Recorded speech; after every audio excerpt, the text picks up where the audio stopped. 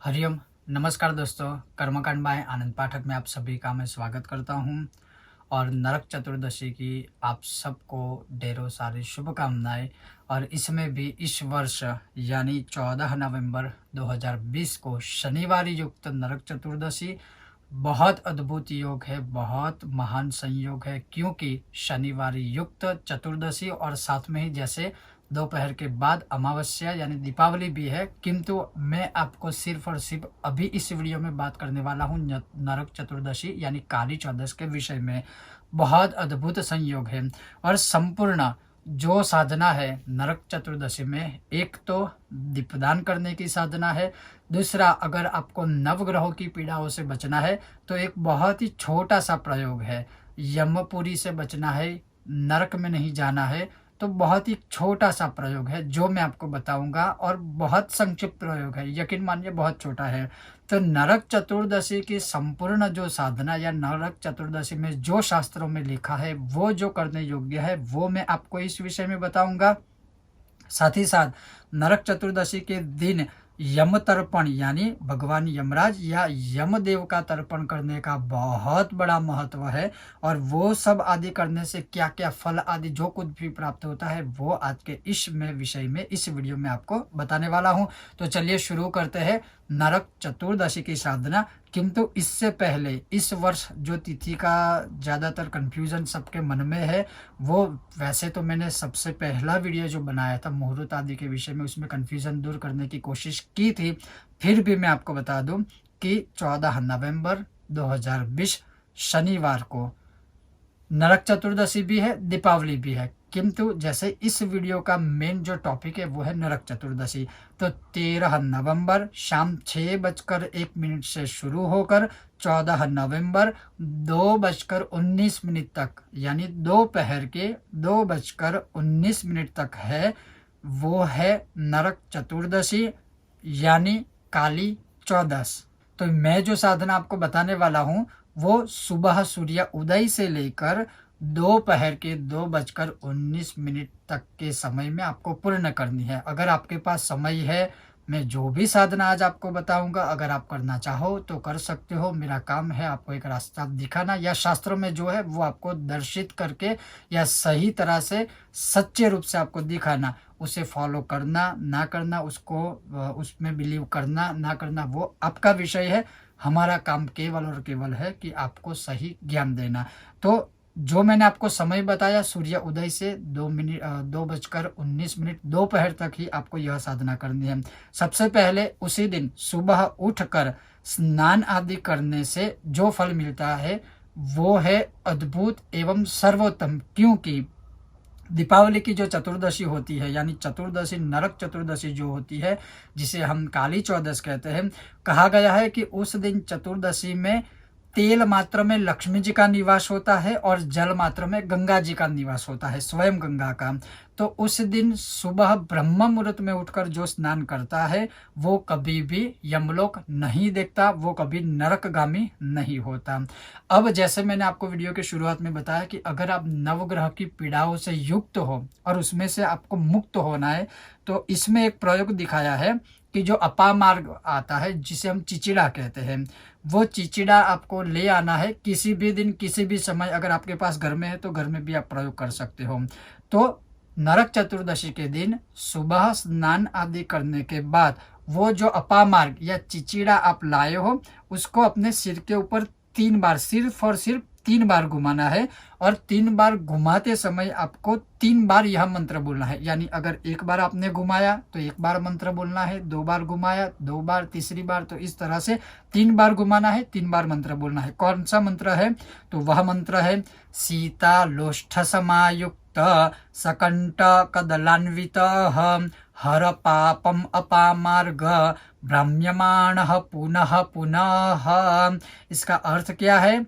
जोते हुए खेत के ढेले से युक्त और कंटक विशिष्ट पत्तों से सुशोभित अपामार्ग यानी चिचिड़ा तुम बार बार घुमाए जाने पर मेरे सभी पापों का विनाश करो, मेरे पापों को हरो।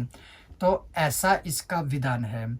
और यह कर लेने के बाद आपने जो वस्त्र धारण किए हैं उसी वस्त्रों सहित यह कर लेने के बाद आप नवग्रह की पीड़ाओं से मुक्त हो जाओगे और आपके जो भी पाप है वो चिचिड़ा हर लेगा, ऐसा इस मंत्र का अर्थ है और यह शास्त्रों में दिया हुआ है।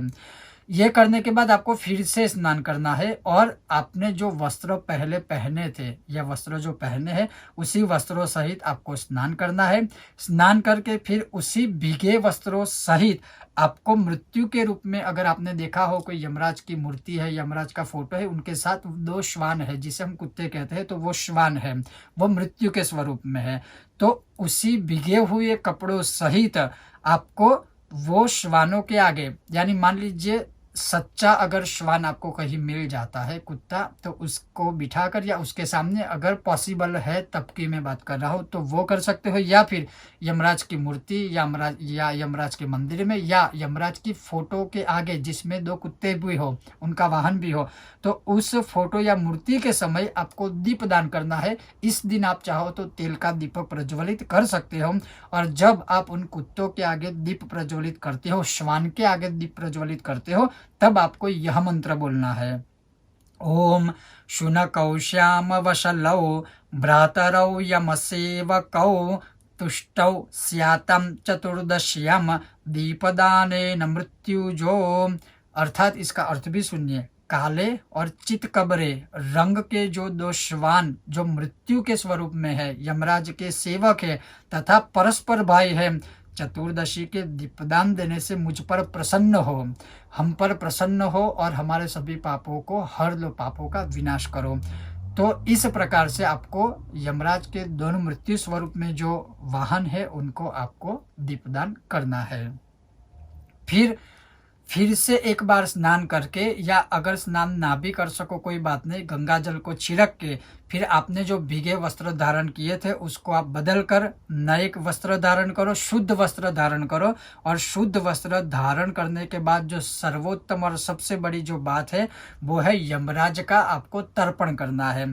और तर्पण के लिए शुद्ध जल लेना है, उसमें गंगा जल आपको मिश्र करना है, उसमें थोड़ा सा कर्पूर डालना है, हो सके तो केसर भी डाल सकते हो, या केवल और केवल सिर्फ शुद्ध जल या गंगा जल से भी आप तर्पण कर सकते हो।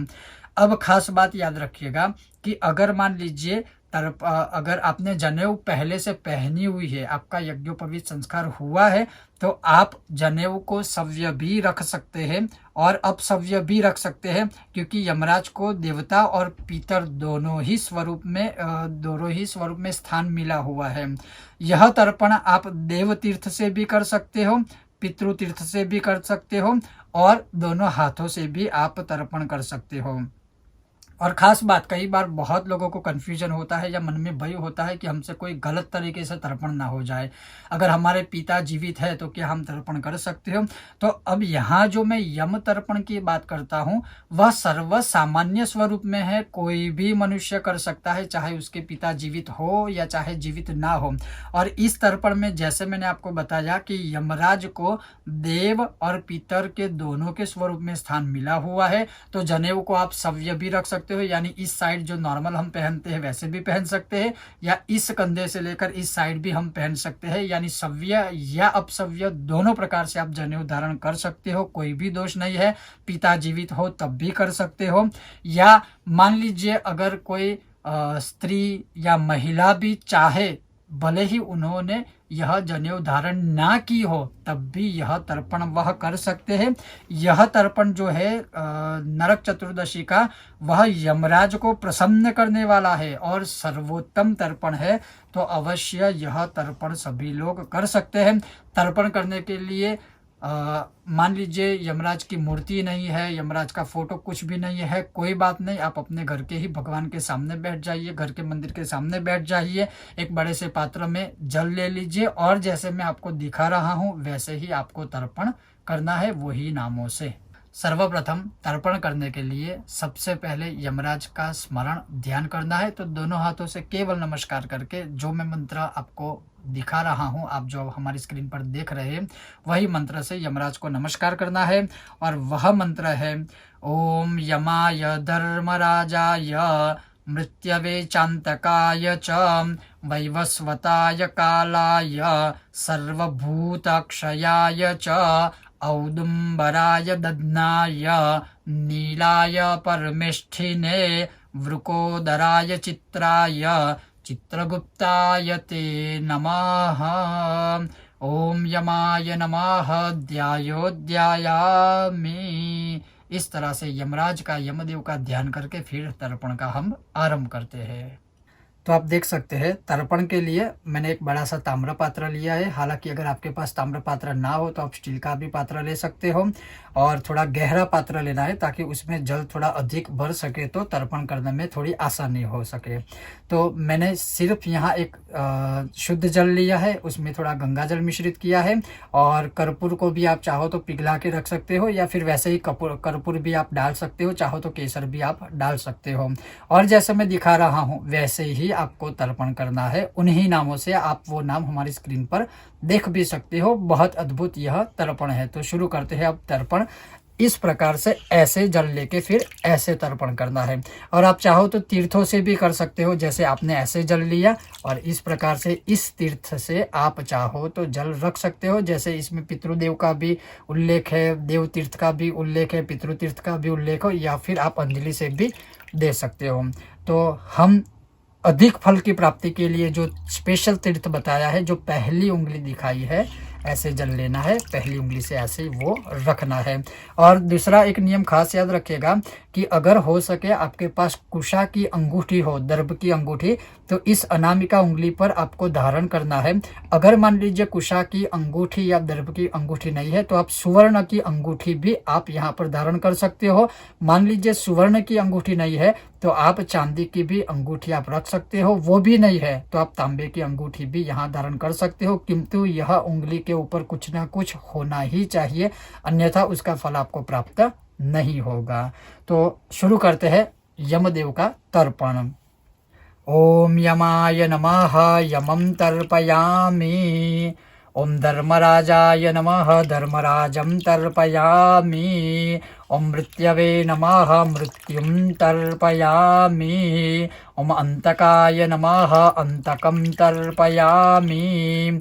ओम वैवस्वताय नमः वैवस्वतं तर्पयामि। ओम कालाय नमः कालं तर्पयामि। ओम सर्वभूतयक्षाय नमः सर्वभूतयक्षं तर्पयामि। ओम औदुम्बराय नमः औदुम्बरं तर्पयामि। ओम दध्नाय नमः दध्नं तर्पयामि। ओम नीलाय नमः नीलं तर्पयामि। ओम परमेष्ठिने नमः परमेष्ठिनं तर्पयामि। ओम वृकोदराय नमः वृकोदरं तर्पयामि। ओम चित्राय नमः चित्रं तर्पयामि। ओम चित्रगुप्ताय नमः चित्रगुप्तं तर्पयामि। तो इस प्रकार से इन 14 नामों से तर्पण अवश्य करना चाहिए। सिर्फ और सिर्फ 2 से 2.5 मिनट ही लगते हैं, उससे ज़्यादा नहीं लगते हैं। तो अवश्य यह तर्पण करके यमदेव को प्रसन्न करना चाहिए, नरक यातना से हमें मुक्त होना चाहिए, या यमदेव का संपूर्ण रूप से आशीर्वाद लेना चाहिए। मैं फिर से एक बार प्रैक्टिकल आपको दिखा दूं। आप चाहो तो ऐसे अंजलि से भी तर्पण कर सकते हो, या अधिक फल की प्राप्ति के लिए ऐसे जल लेना है और पहली उंगली से यहाँ से जल को नीचे छोड़ना है। तो यह था यमराज का तर्पण। और तर्पण हो जाने के बाद रात्रि का काल, या यहाँ पर चतुर्दशी जो है, अनंत चतुर्दशी या काली चौदस, वह तिथि चेंज हो जाती है, जो मैंने शुरुआत में आपको ऑलरेडी समय बताया हुआ है। तो उसी समय से पहले इस दिन कहा गया है, चतुर्दशी की रात्रि को या तिथि के अनुसार जब तिथि खत्म होती है उस समय हमें उल्का या दीपक वो लेकर, हमें अपने पितरों को वो दीपक हाथ में लेकर या रखकर पितरों को मार्ग दिखाना है। और पितरों को जब मार्ग दिखाते हैं उस समय हमें यह मंत्र बोलना है, अग्निदग्धाश्च ये जीवा येप्यदग्धः कुले मम उज्ज्वल ज्योतिषा दग्धा स्तेयांति परमं गतिम यमलोकं परित्यज्य आगता ये महालये उज्ज्वल ज्योतिषा वर्तमा प्रपश्यन्तु व्रजन्तु में। यह मंत्र बोलकर हमें अपने पितरों को पितर लोक का या वैकुंठ लोक का मार्ग दिखाना है। तो यह था संपूर्ण नरक चतुर्दशी का जो दिनचर्या है या जो साधनाएँ है या तर्पण है या दीपदान देने का जो प्रयोग है, वो संपूर्ण रूप से मैंने आपको दिखाने की कोशिश और शास्त्रों के अनुसार बताने की कोशिश की है। तो अवश्य आप स्वयं भी शास्त्रों के अनुसार इसका अवश्य लाभ लीजिए। और साथ ही अगर आपको हमारा यह विषय वीडियो पसंद आता है तो बिना भूले हमारे वीडियो को लाइक करें और ज़्यादा से ज़्यादा शेयर करने की कोशिश करें, ताकि सब तक सही और सच्ची शास्त्रोक्त जानकारी पहुंच सके। आप सबका बहुत बहुत धन्यवाद। जय श्री कृष्ण।